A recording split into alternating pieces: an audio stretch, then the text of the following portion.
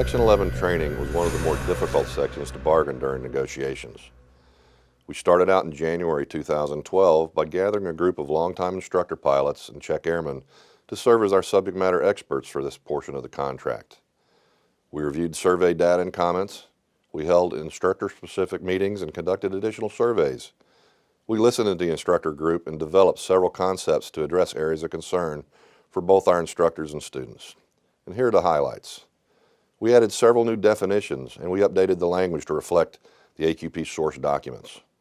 We defined the various levels of instructors with an explanation of duties, assignments, and qualifications. We established limits for events professional instructors can conduct or support. They may conduct events prior to the maneuvers validation, as well as non-validation evaluation maneuvers events post-MV, and CQ non-validation evaluation events with the approval of the Association Training Committee Chairman. They may also support non-validation evaluation events.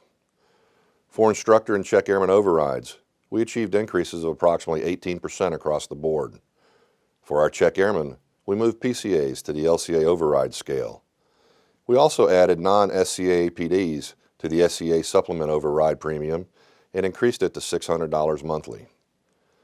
Under today's contract, instructor carryover during pay-only months simply disappears.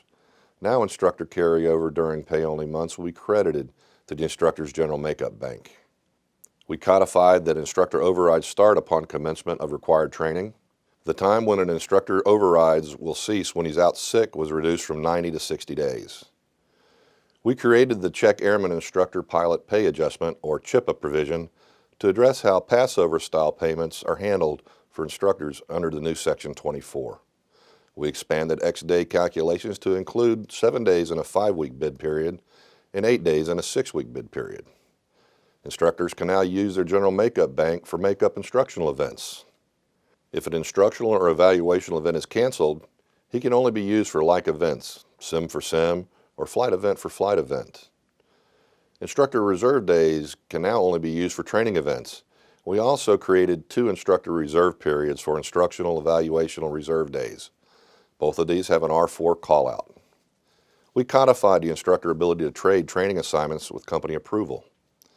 A check airman or instructor pilot who is previously qualified as such may reduce his instructor PIC requalification time from 300 to 150 hours if his currency is within 5 years.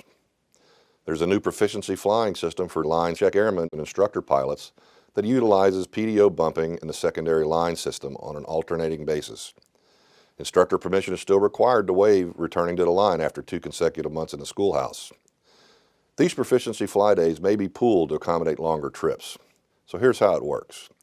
An instructor pilot waives his contractual right to a bid period of line flying after 2 consecutive months in the schoolhouse. In month 3, he'll have the number of work days reduced by 2, and he'll be able to schedule 2 days of PDO proficiency flying just as he does under today's contract. If he waives his contractual rights in month 4, he'll have his number of work days reduced by 2, and he'll enter the secondary working window process with the higher of 9 credit hours or 2 days at R-day value. Requests for flying will be processed in seniority order along with the secondary line holders. He can pick up trips up to 9 credit hours above his allotment, and anything above the initial allotment will be paid in addition to his BLG. This process continues alternating between PDO and secondary flying until he returns to a full bid period of line flying. Once that happens, the entire process resets and begins again. So here are 2 examples. Example 1. An instructor pilot is scheduled for 4 consecutive pay-only instructional bid periods, January, February, March, and April. March will be a PDO bid period, and April will be a secondary working window bid period. In example 2, a dual qualified check airman is scheduled for 3 consecutive pay-only instructional bid periods, January, February, and March. March will be a PDO bid period. In April, he's flexed back to the line flying. He is then flexed back to instructional activities in May and is scheduled for 4 consecutive pay-only bid periods, May, June, July, and August. July will be a secondary working window bid period, and August will be a PDO bid period. As I stated in the beginning, both PDO and SWW months of flying can be pooled to accommodate bid packs with longer trips. Pilot's consent is now required for scheduling training on a day off. In the maneuvers and operations phases of ITU, A pilot will now receive 2 days off following 5 days of consecutive training.